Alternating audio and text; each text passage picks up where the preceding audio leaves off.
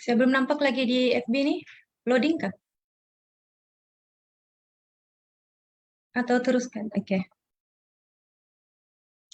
Oke, Assalamualaikum dan selamat tengah hari. Salam satu Malaysia dan salam Sabah Maju Jaya.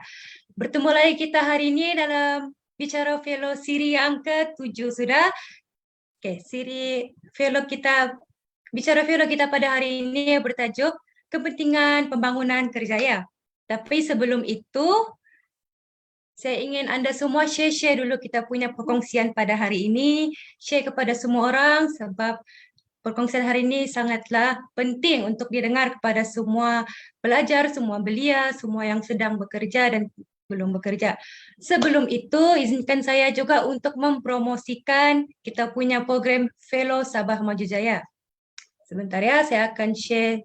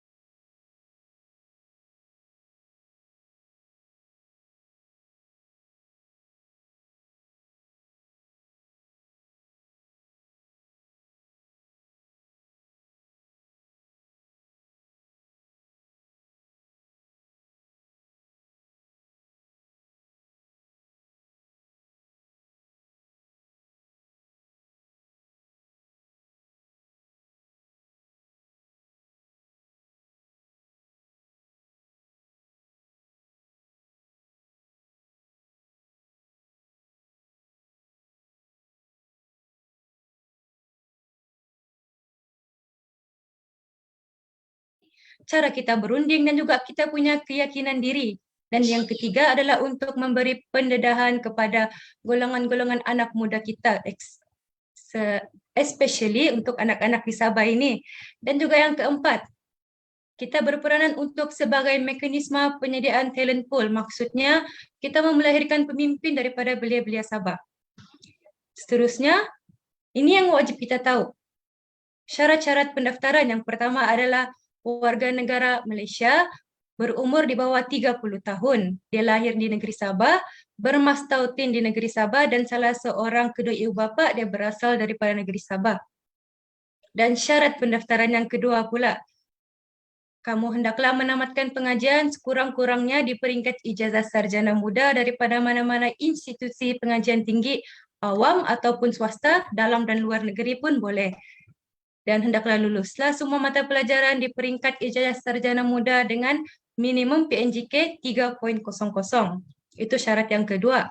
Syarat yang ketiga, sebaik-baiknya dan sewajibnya dia bebas daripada rekod jenayah, pertuduhan mahkamah dan juga status keberengkapan.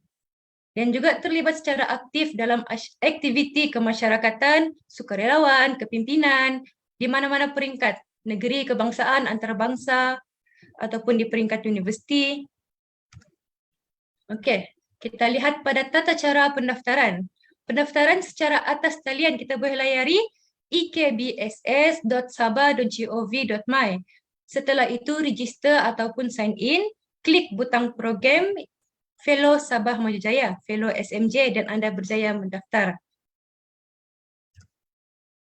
Okey, ini pun perlu tahu bahawa tempoh program adalah selama 6 bulan sahaja ya. Dan allowance akan diberikan kepada semua fellow iaitu 2,500 setiap bulan. Okay. Sebarang perhubungan atau pertanyaan kita boleh berhubung daripada hotline di sini yang tertera dan juga email hello@icaps.my.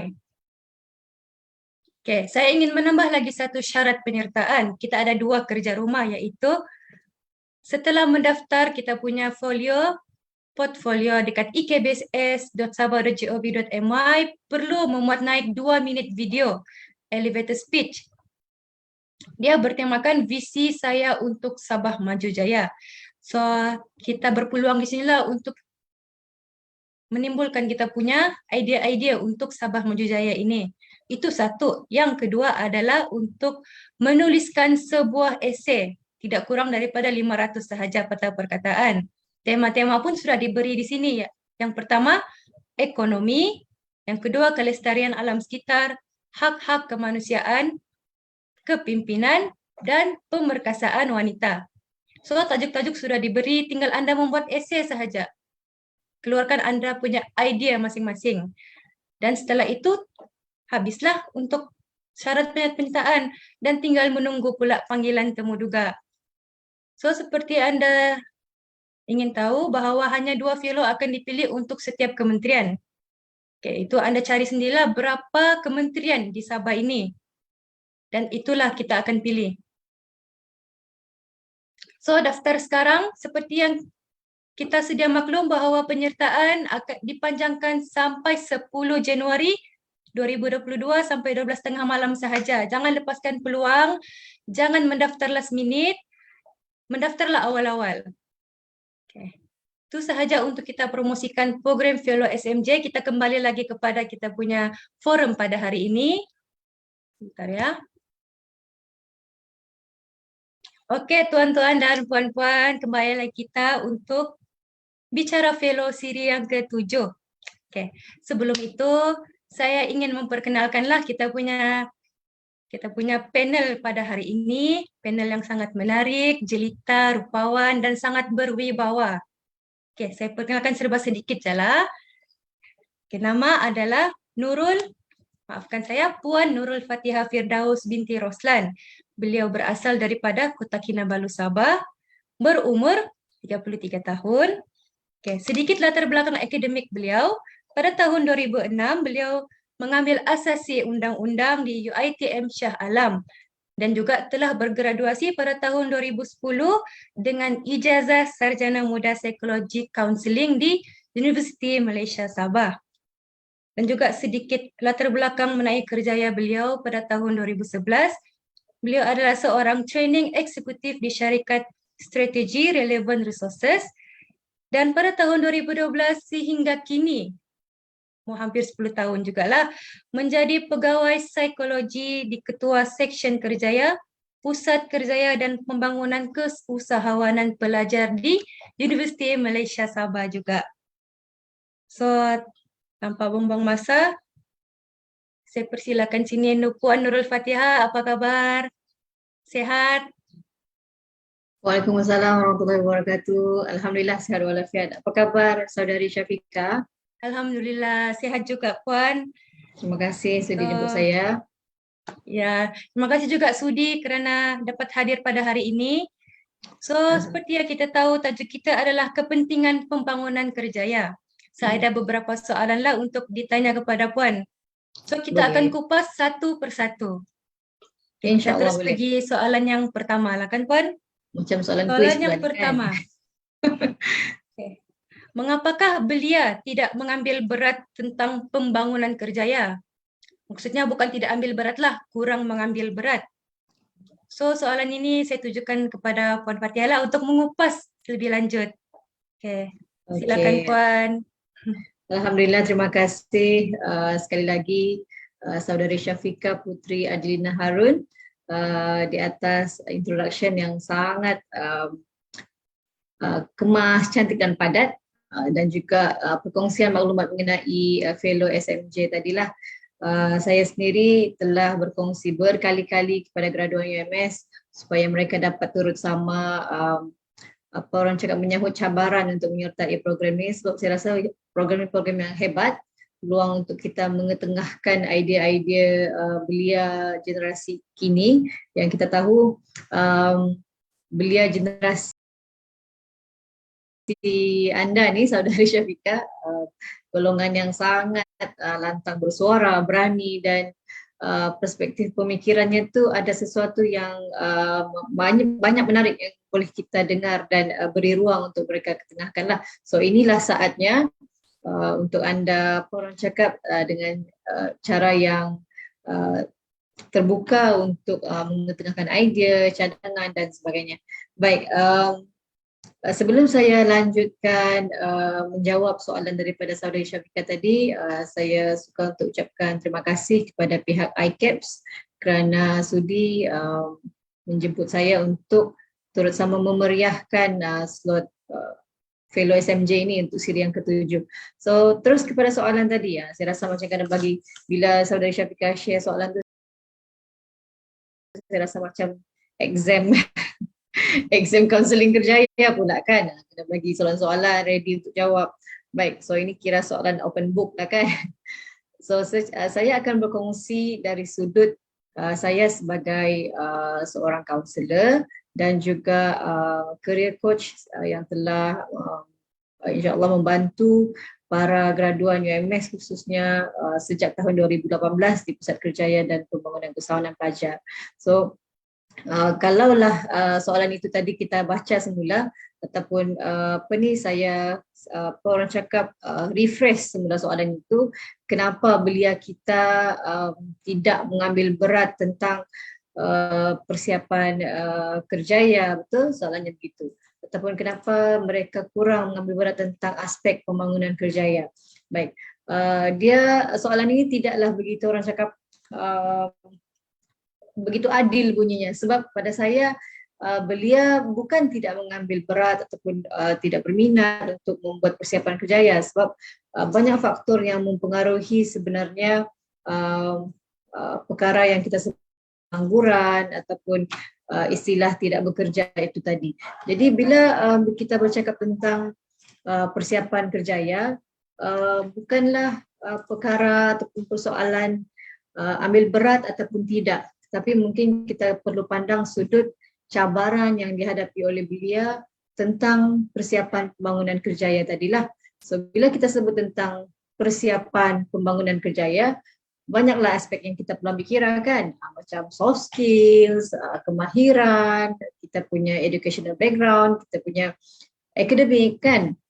So kenapa belia kurang ambil berat ataupun nampak macam tidak berminat untuk membuat persiapan, seolah-olah mereka sekadar menghabiskan tempoh pengajian, lepas tu habis belajar, tunggu bulan jatuh ke riba, tunggu kerja datang. Mana yang orang Sabah bilang limpas depan mata atau terlimpas dalam Facebook, itulah yang di-apply.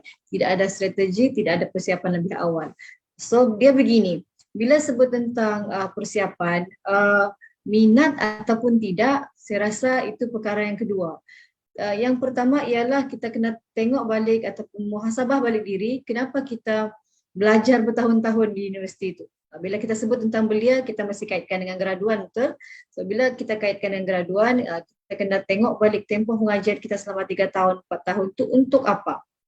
Kan saudara Syafiqah, bila kita belajar 3 tahun, 4 tahun, kita orang bilang menghabiskan beras, menghabiskan duit mak bapak saja belajar, tidak ada orang cakap persiapan at least dalam, orang bilang dalam bayang-bayang pun kan, apa lepas ni belajar, mau buat apa, target selepas grad, apa yang sebenarnya anda cuba cari sepanjang pengajian tu, dan selepas keluar nanti sekurang-kurangnya anda ada keinginan untuk menyumbang semula kepada masyarakat, begitu. Jadi untuk kita bantu belia ini berminat ataupun mengambil berat tentang persiapan pembangunan kerjaya, banyaklah cabaran-cabaran yang kita perlu kira. Salah satunya ialah bila kita tengok 2 tahun kebelakangan ni kan, memang kadar GE ataupun kebolehan pasaran graduan tu sedikit menurun, walaupun masih di tahap 80% ke atas, sedikit menurun. Mungkin ialah maklum kita dan pasca COVID dan sebagainya, so macam-macam isu yang kita ambil kira. Jadi apabila cabaran-cabaran itu kita tidak ambil kira, hanya memandang pada diri belia semata-mata, sebaliknya kita perlu juga melihat peranan pelbagai pihak lah, industri sendiri, sebab industri perlu memainkan peranan kerana industri juga memerlukan talent, memerlukan pekerja. memerlukan golongan-golongan graduan yang berilmu, berkemahiran ini untuk menyumbang kepada masyarakat melalui industri-industri. Dan selain daripada industri, kita kena tengok juga macam mana cabaran yang dihadapi oleh pihak IPT sendiri dalam istilahnya menggariskan ataupun mempersiapkan acuan untuk membentuk graduan tu. Bila keluar nanti dia laku keras. Bila keluar nanti dia jadi graduan yang ditunggu-tunggu untuk masuk ke dalam industri ataupun syarikat. Bukannya graduan yang orang bilang tidak laku ataupun tidak demand. So, ya mungkin saya boleh sambil-sambil menyapa yang dekat Facebook ya. Ramai juga yang say hi. Assalamualaikum. Hai, ada Dr. Tara dekat situ. Hai Dr. Tara. Ya, balik kepada kenapa belia kurang berminat ataupun kurang mengambil berat tadi, saya rasa tidak adil untuk kita menghukum diri belia sahajalah. Sebaliknya kita perlu tukar soalan itu kembali, apakah cabaran ataupun bagaimana kita boleh bantu belia supaya lebih memberi perhatian terhadap persiapan pembangunan kerjaya. So perkara ini tidak boleh pandang lurus saja kepada diri belia. Sebaliknya kita perlu tengok secara menyeluruh peranan ibu bapa sendiri, peranan golongan seperti saya sendiri, kaunselor, pensyarah, kekitangan akademik, kemudian IPT dan juga industri tadilah. So dan seterusnya kita akui peranan yang terbesar ialah pihak kerajaan sendirilah dalam membentuk dasar yang boleh orang bilang membuka peluang-peluang pekerjaan yang lebih banyak, ekonomi yang lebih orang bilang mapan supaya dia sedikit sebanyak dapat menyuntik ke arah persiapan kerjaya yang lebih orang bilang seiring lah dengan keadaan. Kita tidak mahu juga kan Syafiqah kalau belia kita beria buat persiapan kelulusan dan pemantapan sana sini, tetapi akhirnya terkandas ataupun hanya menyumbang di company dengan gaji 700, 800 kan. So tidaklah kita mahu ada keadaan yang kurang sihat seperti itu. So saya harap dapat respon dengan baik kepada soalan yang pertama tadi. Saudari Syafiqah, back to you. Okay, terima kasih kepada Puan Fatihah. Intipati yang sangat menarik bagi saya sebab ni saya punya pendapat jugalah. Memang betul pelajar ni, bukan pelajar, belia-belia ni mungkin kurang dapat bimbingan, bukan juga kurang dapat bimbingan. Kita tidak boleh salahkan pihak universiti juga sebab mereka pun ada masing-masing punya cara untuk membantu mereka. Dan juga isu COVID memang besarlah dengan isu daripada kerajaan. So memang susah sekarang dapat kerja. So kepada belia-belia kita tidak maulah kena cakap kita tidak ambil peduli dengan kerjaya kita. Betul kan? So masing-masing daripada diri sendiri. Betul. So terima kasih juga Puan. Kita beralih kepada soalan kedua lah. Ini agak menarik bagi saya. Soalan dia berbunyi, apakah kepentingan kita membina kerjaya ataupun resume sebelum masuk ke alam pekerjaan yang sebenar? Tetapi bagaimana pula kepada orang yang tidak ada pengalaman langsung? Macam mana orang ingin membina resume? Siti kita mau ambil tahulah, agak hangat di sini. Saya bagi kepada Puan Fatihah kembali. Terima kasih. Alright, bila kita sentuh tentang soalan kedua tadi Syafiqah, saya suka untuk bawa dulu kita punya belia yang mungkin sekarang mendengar ataupun bakal mengikuti semula rakaman dan sebagainya, untuk kita tengok dulu apakah yang maksudkan tentang persediaan tadi. Syafiqah dah sebut tentang resume. Resume ialah part of the preparation, bukan resume semata-mata.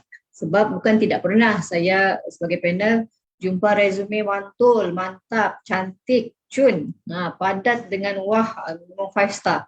Tapi bila datang interview, Masya Allah, dia macam indah kabar dari rupa. So kita tidak mau resume saja cantik tapi orangnya tidak cantik. Cantik maksudnya dari segi mental, dari segi fizikal, dari segi apa orang cakap skills dan sebagainya. Okay, so bila sebut tentang persediaan, dia tidak bermula hanya selepas anda sudah grad ataupun tahun akhir. Okay? Persiapan kerjaya sepatutnya bermula, kalau saya boleh sebut kat sini, seawal peringkat sekolah menengah lagi. Okay, so saya sendiri masa peringkat sekolah menengah dulu kita memang sentiasa didedahkan tentang persiapan kerjaya, ujian-ujian personality. Sebab pada saya paling penting pada fasa itu ialah kita ni kenal diri dulu. Saya ni bolehkah jadi seorang kaunselor yang baik? Adakah communication skill saya bagus?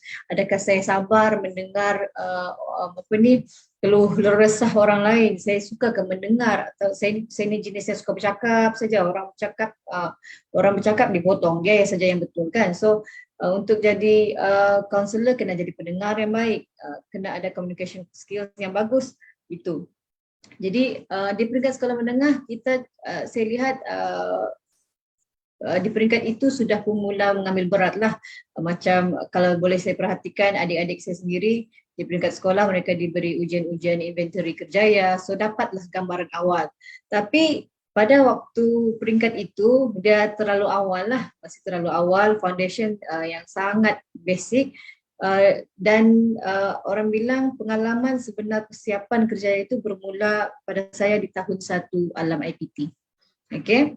Sebab itu di UMS sendiri saya yakin universiti lain juga mula mengambil berat tentang aspek e-profiling dan juga e-portfolio sejak tahun 1. Kalau saya boleh mention dekat sini, di UMS kita wajibkan pelajar tahun 1 untuk ambil ujian ataupun buat profiling MyNext yang dibangunkan oleh pihak Talent Corp, di mana MyNext ini membantu kita untuk explore your skills, your knowledge, your interest dan dia adun and what kind of career prospect yang sesuai dengan you punya personality. Dan memang tidak sikitlah soalannya Syafiqah, beratus-ratus. Kalau mau direct duduk buat mungkin boleh ambil 2 jam juga untuk siap. Dan ada juga yang ambil 2 minggu baru settle. So soalannya banyak, tapi kalau dihayati dan diisi dengan betul, alhamdulillah dia boleh sangat membantu in terms of interpretation dan sebagainya. So itu peringkat awal kita buat persiapan kerjaya, iaitu you must to get to know yourself, kena tahu what kind of person are you. Kita tidak mahu nanti Syafiqah sebenarnya jiwa saya seni tapi saya terpaksa buat business account sedangkan saya benci sangat account, contohlah. Dan kita tidak mahu pula banyak kes kita jumpa final year student datang menangis, saya stress point, saya rasa tepu, saya burn out, 3 tahun sudah saya tahan, saya tidak suka kos ni. Saya tidak suka kos ni, saya rasa saya cenderung ke arah kos yang ini. So kalau sudah 3 tahun, 4 tahun baru dapat conclusion sebegitu, agak terlambatlah dan susah untuk kita bantu, dan 3 tahun itu agak orang bilang sayang. So kalau boleh biarlah benda ni kita explore seawal tahun 1 and you get to know as best as you can about yourself. Dan selesai fasa itu barulah kita boleh tentukan what kind of skills yang boleh menyumbang ke arah kerjaya yang anda target untuk capai ataupun tuju arah itu. Okay, sebagai contoh, anda faham yang anda punya minat dalam bidang pertanian. So, ke arah itulah anda membentuk skills anda, added value yang sesuai dengan bidang pertanian, dan extra skills yang mungkin boleh menjadikan anda lebih menyerlah calon-calon lain. So, persiapan ini bermula seawal tahun 1. Join pelbagai jenis kursus pemantapan, training, bengkel. So bila balik pada soalan Syafiqah tadi, macam mana kalau membuat resume tanpa sebarang pengalaman? Sebab itulah kita bagi graduan menduduki fasa praktikal ataupun latihan industri. Sebab pada saya fasa praktikal, fasa latihan industri ialah fasa yang sangat penting. Dia ibarat ujian sebenar anda berada di lokasi pekerjaan itu. So kalau sesi praktikal anda itu gagal, anda tidak perform, tidak belajar apa-apa, so anda telah terlepas satu value yang penting untuk dimasukkan dalam resume. So make sure your practical months ataupun your LI punya tempoh itu anda garapkan jadi satu momen yang sangat bermakna, belajar sebanyak yang mungkin, menyumbang sebanyak yang mungkin, dan ada juga yang bijak, fasa praktikal itu dijadikan fasa untuk branding dan networking. So itu fasa orang cakap di tahun akhir dan mungkin di tahun 2. Dan lain-lain yang saya rasa beliau pun sendiri faham dan maklum, persiapan lain yang mungkin perlu diambil berat juga ialah aspek grooming. Okay, grooming bukan bermaksud handsome, rambut belah siring rapat, tidak semestinya begitu. Grooming maksudnya in terms of your communication skills, in terms of how you dress formally dan sesuai dengan keadaan, dan bagaimana you bring yourself bila masuk ke dalam organisasi. Itu part grooming yang kita tidak dapat ajar sebab dia melibatkan your common sense, your attitude, benda yang anda develop secara perlahan-lahan dalam tempoh pengajian. Sebab itu, kalau seseorang pelajar tu mungkin pointernya tinggi, hebat kan Syafiqah, selalunya orang akan letak dia sebagai ulat buku, mesti tak pandai bergaul ni, mesti senyap, pemalu, mesti confidence pun lemah. Tapi tidak, beliau sekarang hebat. Banyak saya jumpa tu dah MPP, pointer 3.8, kemudian wakil peringkat nasional, international. So hebat, beliau kita sekarang hebat sebab golongan begini saya rasa dia sedar tentang persaingan ataupun cabaran untuk dapat kerjaan masa depan. So dia ekstra dalam pelbagai aspek. So perkara lain saya rasa yang anda perlu persiapkan ialah in terms of maklumat anda tentang industri yang anda cuba ceburi. Kadang-kadang kan kita ni belajar exam assignment, kita lupa yang akhirnya kita ni akan masuk kepada industri ataupun kita sendiri yang akan mewujudkan kita punya company ataupun kita sendiri menceburkan diri dalam usahawanan. Jadi untuk sampai ke peringkat itu anda perlu ada persiapan mengenai maklumat industri dan juga buat kaji selidik lebih awal setahun sebelum grad tentang industri yang anda akan bakal masuk nanti. So tidaklah orang Sabah bilang bila grad lugai-lugai. Mana mau pergi ni saya ni tentang dia banking kan, banyak bank di dunia ini dia tiada target. Bank, what kind of position, what kind of culture yang dia cuba ceburi. Sebab ada 10 bank, ada 10 culture. So how you can get to know secara konsisten mengenai maklumat industri by creating your LinkedIn account. Syafiqah sudah ada account LinkedIn? Okay. Orang yang faham tentang kepentingan branding dan networking, dia mesti ada LinkedIn. Pada saya LinkedIn adalah platform yang sangat powerful untuk anda start your portfolio in terms of self-branding dan juga networking. Sebab di LinkedIn kita ada banyak company, organisasi, industri, majikan, talent hunter yang ada di situ sentiasa berkongsi maklumat perkembangan tentang company dan industri dan juga mencari bakat-bakat yang hebat di LinkedIn. So make sure your LinkedIn is very powerful, rajin update dan jaga konten yang anda kongsi lah. So daripada semua ini, aspek-aspek yang saya rasakan penting ini, kita dapat simpulkan kenapa dia penting. Resume yang kedua, bila benda-benda resipi-resipi ini dapat dipersiapkan lebih awal secara konsisten dari first year, second year, third year, anda tidak akan risau tentang resume, Syafiqah. Anda tidak akan risau sebab bila first year, second year, third year, you consistently join, develop your skills, develop your soft skill, academic pun stabil. So resume tu akan auto-generate resume yang mantap dan powerful. So don't think about resume bila anda sudah bakal grade saja, tetapi start kaya ke resume tu bermula first year di universiti lah. So saya rasa itu saja untuk respons soalan kedua. Thank you Syafiq. Terima kasih Puan Fatihah. Sangat memberi input yang banyaklah bagi saya.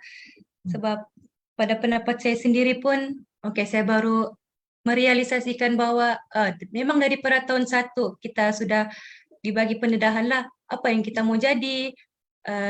Peringkat sekolah rendah lain kita mau jadi, peringkat universiti lain, peringkat sekolah menengah lain. Sebab itulah Puan Patiata tadi pun kita masih dalam proses mencari kita punya identiti sendiri ya. Mhm. Dan salah satu juga untuk anak-anak muda sekarang ni kan selalu dia bagi alasan macam saya tiada pengalaman kerja pun macam manalah saya mau apply kerja. So bila kita dengar tadi tidak perlu pun kita ada pengalaman kerja daripada universiti tu. Mhm. Kita yang sendiri mengaktifkan diri dalam aktiviti-aktiviti dalam universiti. Ah, Betul. take note semua tu untuk yang lain-lain juga untuk yang mau bergraduasi. Plus So agak Syafiqah, mungkin menarik. saya boleh tambah sikit Boleh berkaitan boleh. tentang pengalaman tadi kan. Yes, you are fresh graduates, tapi untuk generasi anda ini yang serba tinggi persaingan, ramai orang bijak, ramai orang pandai, dan peluang pun walaupun banyak tapi ternyata sangat mahal dan susah untuk direbut. Um, Cubalah untuk jadi individu yang tinggi adaptability skills-nya, yang fleksibel dan boleh multitask. Okay? Sepanjang anda belajar, cuba ceburi diri dalam asas usahawanan at least. Mungkin hari ini anda rasa tidak minat, tidak pernah terfikir, tapi cuba libatkan diri sekali. Mana tahu di situ anda jumpa your passion kan?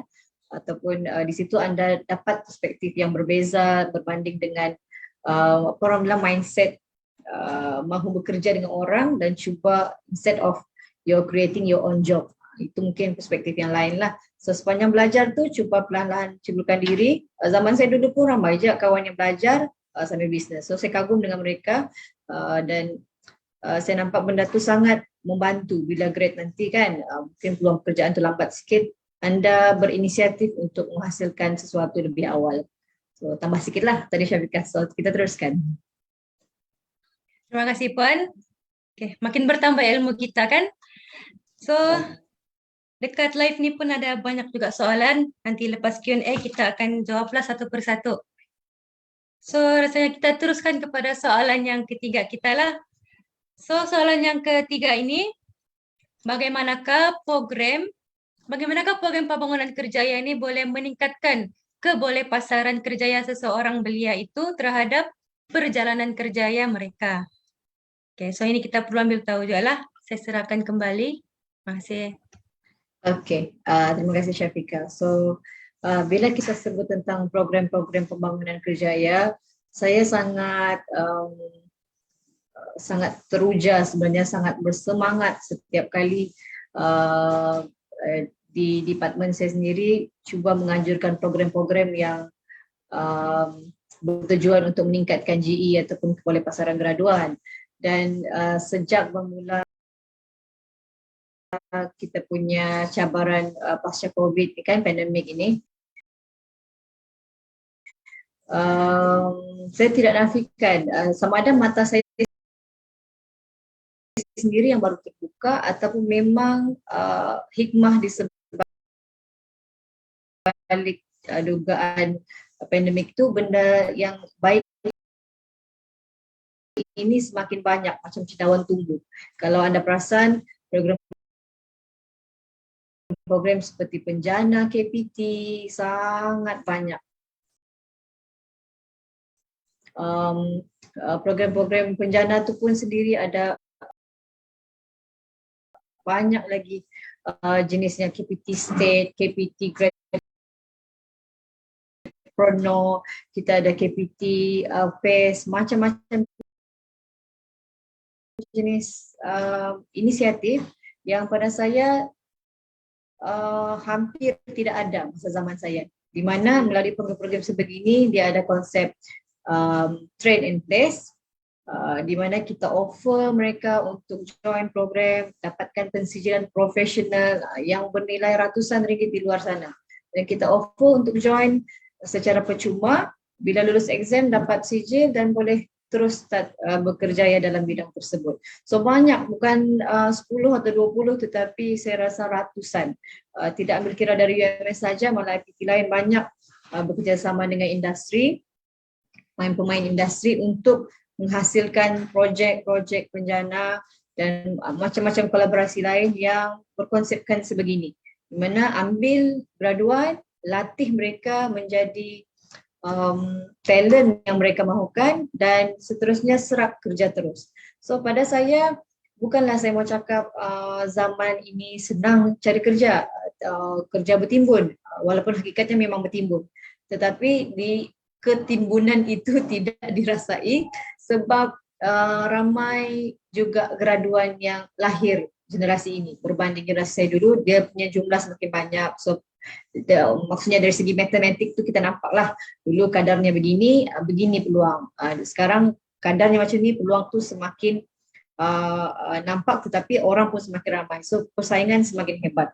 Jadi bila kita sebut tentang macam mana program-program yang membantu, tidak ada tidak lain bukan jawapan saya memang akan membantu. Cuma sedihnya Syafiqah, bila kita cuba buat program-program, sambutan kurang. Macam yang dulu, orang Sabah bilang kan, macam kita pun macam yang apakah dosaku macam yang kita buat program beria-ia, kembang kempis hidung kita buat program mesyuarat kasih ni kan. Tetapi sambutan graduan kurang merangsangkan. Kalau bahasa kasarnya tu saya boleh cakap kalau benda ni ada zaman saya dulu, Masya Allah, mungkin orang cakap macam pisang goreng panas jadi rebutan. Jadi mungkin kita tidak pasti isunya di mana, sama ada benda ini terlalu banyak sehingga graduan jadi boleh bersifat ala-ala shopping pekerjaan, ataupun memang informasi itu tidak sampai disebabkan kita punya culture sudah berubah ke arah IR 4.0. Jadi benda yang berkaitan dengan online meeting, online training, edaran pun secara online, hebahan secara online, so benda tu tidak kesampaian. So kita harap graduan cuba bangkit, cuba cari inisiatif untuk anda expose kepada maklumat-maklumat seperti itu. Kalau di pihak saya sendiri di UMS, kita bawa pelajar untuk dekat dengan kita melalui WhatsApp group, melalui Telegram group dan juga Facebook page. Walaupun dia masih lagi online, tapi sekurang-kurangnya walaupun dulu tinggalkan, masih lagi boleh buka WhatsApp, masih boleh terima maklumat. So kita cuba sebanyak mungkin untuk dedahkan mereka kepada peluang-peluang. Dan kalau soalannya bagaimana program ini boleh membantu, saya punya soalan semula kepada soalan ini, apa lagi yang boleh dibuat selain daripada program-program begini? Maksudnya anda fresh grad, you cannot convince industri yang you boleh perform. So idenya ialah industri sediakan satu projek to train you to become talent that they want, and then bila you prepared ataupun you sudah bersedia, mereka akan serap masuk ke dalam company. So banyak peluang-peluang macam ni, saya boleh sebut dekat sini sebagai contoh. Baru-baru ni kita baru selesai program Internet of Things, di mana kita train mereka mengenai asas berkaitan dengan teknologi dan serap kerja ke bahagian-bahagian syarikat-syarikat tertentu. Yang kedua, kita ada latihan drone, belajar bawa drone, dan kemudian diserapkan ke company-company yang memerlukan pemandu-pemandu drone. Okay. Dan kita ada program event manager, event management, di mana kita train mereka cara buat event physically dan online, dan alhamdulillah para peserta start menjana pendapatan. So walaupun ada sambutan tetapi dia tidak meet the target. Kita target 100 dapat 20, kita target 70 dapat 30. So please graduan belia buka mata, rebut peluang ini. Just in case you feel like you don't receive ataupun tidak rasa dipedulikan oleh IPT, try to push yourself to reach the IPT first. Cuba macam kamu rasa macam setahun sudah tidak kerja kan, kenapa? Macam saya tidak kerja ni begitu. Macam yang kenapa bila ada panggilan, cuba buka platform-platform yang mungkin anda rasa remeh ataupun macam Facebook gitu kan. Mungkin orang rasa Facebook.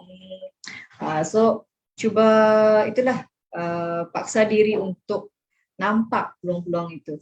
So apapun, sama ada program ini membantu ataupun tidak, namanya pun inisiatif kan Syafiqah. So bila namanya inisiatif, akhirnya keberkesanan ataupun keberhasilan anda dapat kerja ataupun tidak hasil daripada program itu sebenarnya terpulang pada diri sendiri dan kesungguhan anda juga. So saya di pihak PKP UMS ataupun sebagai kaunselor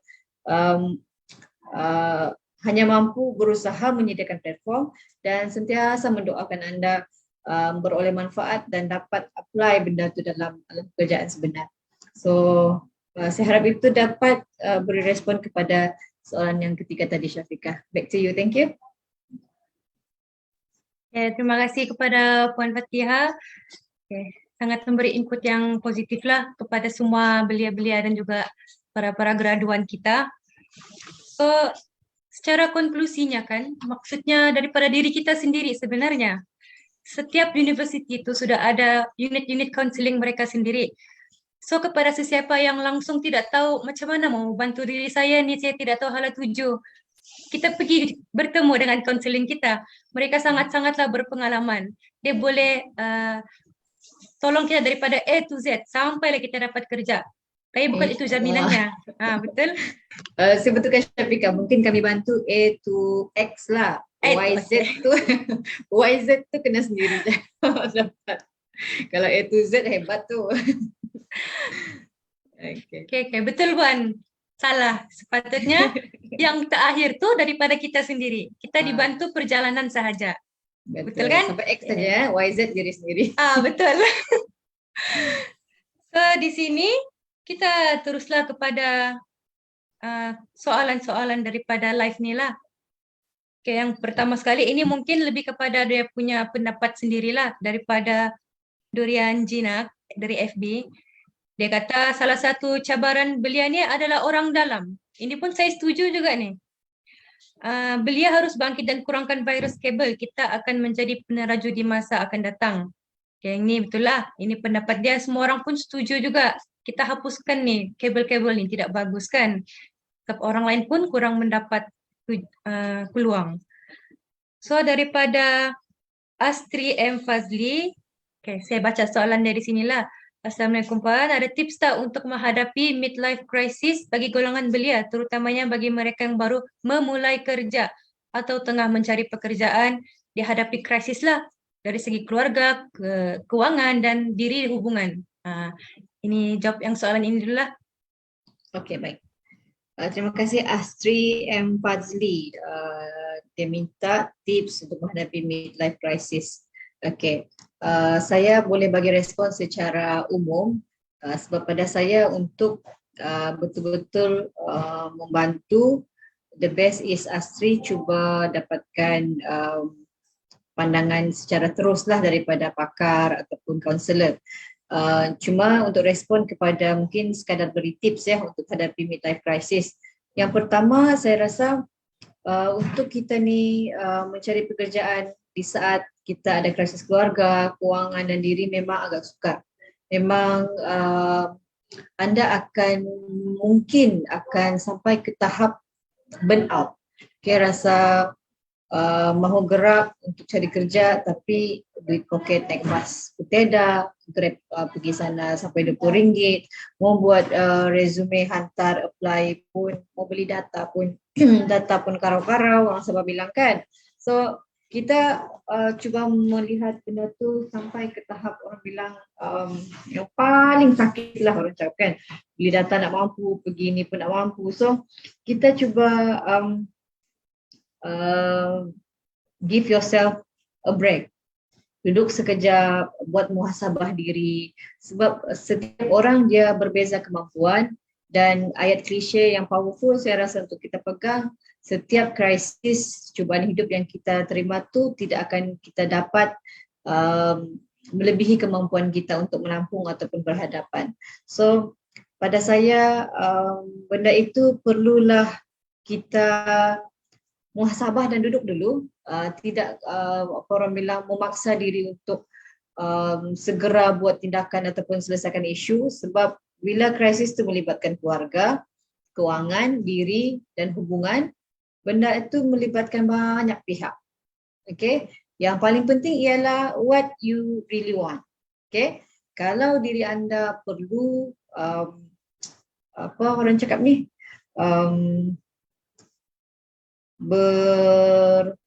ya Allah saya hilang perkataan tu, apa ni, berpindah, apa Syafiqah? Travel, berpindah, beralih, ada istilah tu, saya hilang perkataan tu, astagfirullahaladzim. So kalaulah perlu, okey, bahasa mudahnya, kalau anda perlu keluar daripada persekitaran yang menghalang anda untuk berkembang, why not? Ramai orang, ya culture kita kan orang Melayu, Syafika, orang Melayu, orang Malaysia kan sangat pentingkan keluarga, sangat pentingkan apa ni orang cakap, hubungan kita dengan orang lain, walaupun kadang-kadang kita menutup mata hubungan tu hubungan yang toksik. Bahkan parents sendiri, ada parents yang tidak begitu supportive, sebaliknya bersifat toksik. Maksudnya kita mau cari kerja, start dengan buat dropship saja pun dia boleh terlekeh, cakap come on lah, mama bagi kau belajar degree tinggi-tinggi mahal-mahal, 10,000 bayar, takkanlah ini saja kerja kau buat kan. Lepas tu sampai malam pula tu nak tidur buat iklan. So kadang-kadang benda beginilah yang orang bilang memunahkan semangat belia kita untuk setiap kali perlu bangkit. Dan tidak kurang juga mungkin yang sentiasa berjuang hari-hari apply kerja, hari-hari kena reject. So make rejection as your friends. Jadikan rejection tu macam, oh kena reject lagi, okay tak apa, try. So kena pandai pujuk diri, kena besarkan hati. Kena besarkan hati tu boleh menerima tamparan, rejection berkali-kali. Dan sampai tahap anda rasa betul-betul tidak mampu, saya sangat sarankan anda untuk berkongsi, cari orang yang sudi mendengar dan betul sampai tahap kita memang tidak boleh handle sendirilah. So when it comes to crisis, isu, hubungan dan banyak aspek, I think you need help dan juga perlukan different perspektif lah untuk bantu anda. Jangan cuba hadam, selesaikan sendirilah. That will not be good dan takut akan memakan diri. Saya harap itu membantu Astri. Kalau itu dialami oleh diri sendiri, saya doakan dipermudah dan segera berjumpa jalan penyelesaian.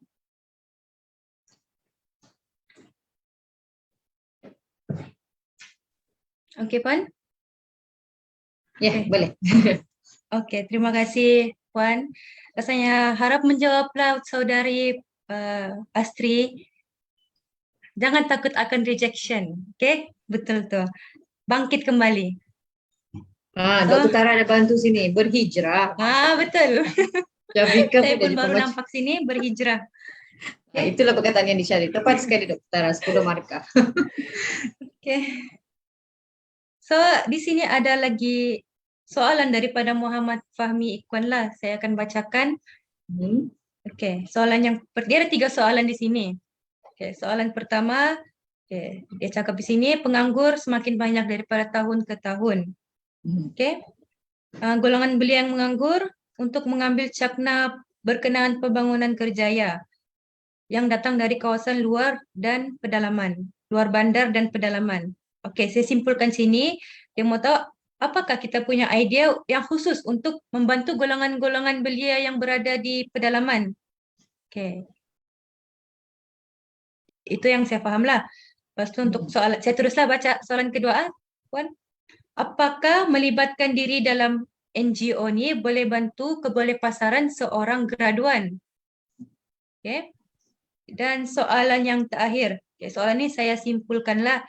Dia cakap apabila seseorang tu dia sangat aktif dan dia macam ambil semua peluang yang ada di muka bumi ni lah, sampai dia punya resume pun menjadi berjela-jela panjang pengalaman dia. So, adakah ini memberi impak kepada kebolehpasaran seseorang? So, boleh jawab one by one lah, Puan. Terima kasih. Okay, boleh. Saya pergi kepada soalan yang pertama tadi. Saya cuba faham balik sebab dia panjang dan agak berbelit. Bagaimana kita ingin bantu golongan belia menganggur tapi punya sijil pelajaran?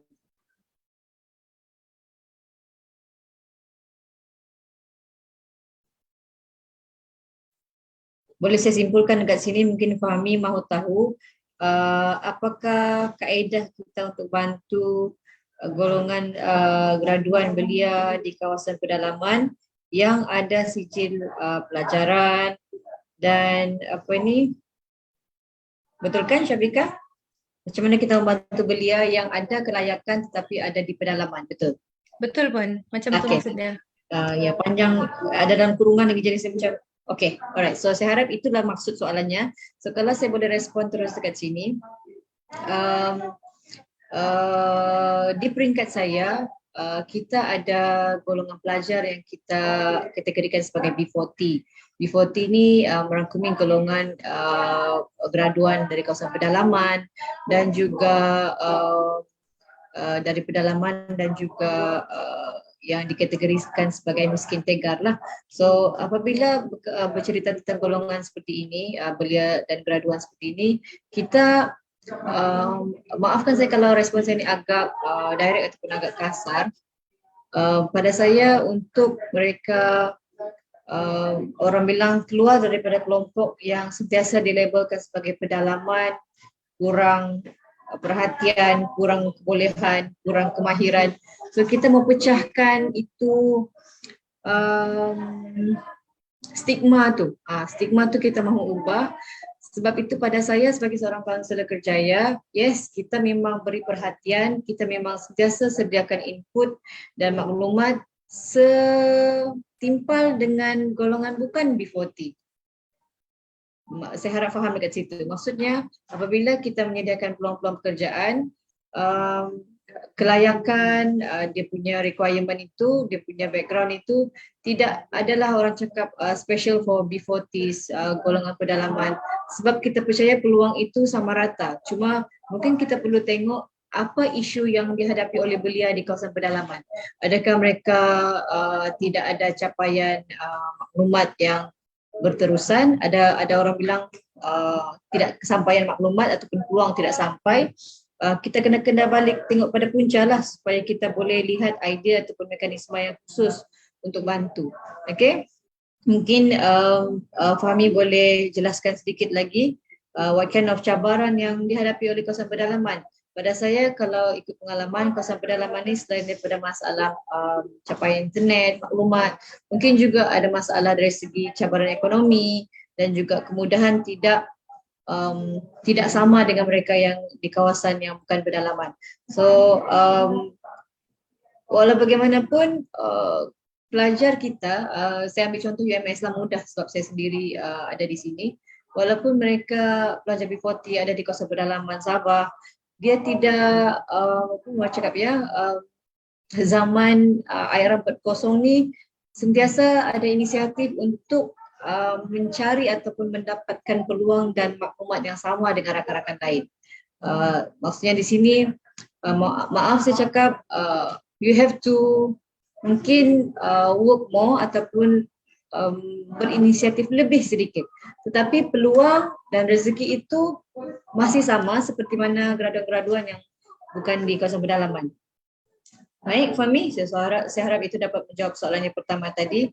Kalau kita bercerita di peringkat kerajaan mungkin, saya percaya sebagai contoh Protege sendiri sentiasa apa ni orang cakap menganjurkan program-program yang memfokuskan kawasan-kawasan pedalaman, terutama bila melibatkan industri-industri kecil, keusahawanan kan. So bila bercerita tentang aspek begitu, saya rasa mereka tidak pernah keciciran, bahkan perhatian tu dan juga mekanisme bantuan tu ada yang lebih khusus lagi diberikan. Kalau saya mau cakap peluang yang di pihak IPT sendiri sama rata dan kita kalau boleh semua pelajar dapat peluang yang sama lah. Baik, soalan yang kedua, apakah melibatkan diri dalam NGO sangat membantu dalam kebolepasaran graduan? Yes. Salah satu kunci yang majikan akan cari dalam your resume ialah perkataan penglibatan dalam kesukarelawanan. Okay. Kesukarelawanan bila anda aktif ataupun selalu join masa pengajian, saya yakin penglibatan ni dia akan mengasah banyak soft skills lain. Leadership, teamwork, time management, communication skills. Semua benda tu ada dalam satu term volunteerism itulah. So ini elemen yang sangat mahal dalam resume dan saya selalu sebut juga dalam career talk yang kita anjurkan, please get involved in volunteerism dan suka juga saya promote dekat sini, kalau anda habis belajar, belum ada peluang pekerjaan dan mungkin tidak berminat dalam bidang keusahawanan, cuba cari peluang untuk terlibat dalam NGO dan kesukarelawanan, kerana dia memang tidak menghasilkan mungkin pendapatan yang lumayan, tetapi dia memberi added value yang sangat bernilai pada saya. Kalau PNJK itu emas, that volunteerism involvement adalah diamond, berlian. So yes, dia akan membantu. So kami harap itu membantu. Soalan ketiga, soalannya tadi, okay, ini isu kalau resume melimpah ruah lah. Okay, sebab itu setiap kali saya buat live resume review, saya sentiasa beritahu kepada calon yang memohon, baca job description betul-betul, perhatikan jawatan yang dimohon, jangan segala-galanya diletakkan dalam pinggan tu. Kalau customer order makanan Melayu, letaklah lauk Melayu dalam pinggan tu kan.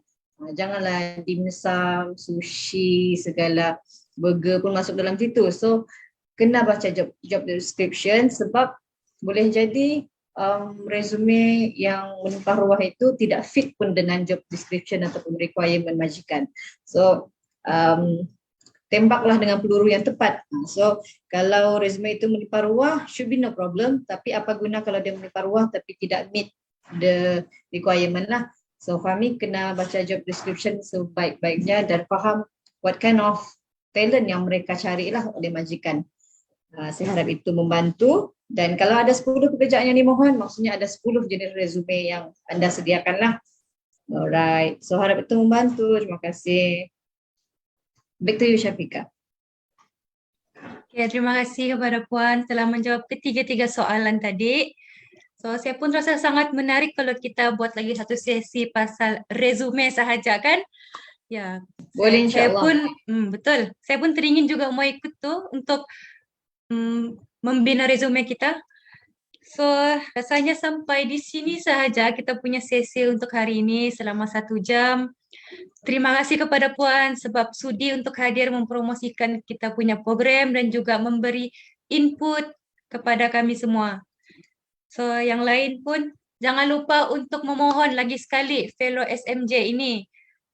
Okay, kita siapa aja tidak mau untuk memajukan diri sendiri kan. So semua orang pun mau. Jadi kita try untuk apply mana-mana sahaja peluang yang ada. So terima kasih. Ada apa-apa lagi dari Puan? Mungkin sebagai penutupan, sekali lagi terima kasih ICAP, Syafiqah for such a lovely moderation platform, dan minta maaf kalau sepanjang perkongsian tu mungkin ada yang kurang tepat ataupun cara penyampaian yang kurang baik yang mungkin menyebabkan ada yang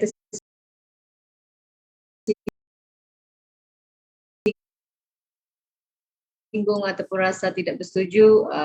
Saya bukan malaikat yang perfect, tidak buat salah. So dan saya suka juga untuk galakkan anda semua reach me, kontak saya sekiranya anda memerlukan sebarang konsultasi berkaitan Berjaya. InsyaAllah saya sedia membantu. Terima kasih. Terima kasih Syafiqah. Terima kasih. Boleh reach di LinkedIn, di IG, di Facebook. Betul kan Puan? Betul. Okay. So terima kasih semua. Assalamualaikum, salam sejahtera dan salam Sabah Maju Jaya. Terima kasih semua.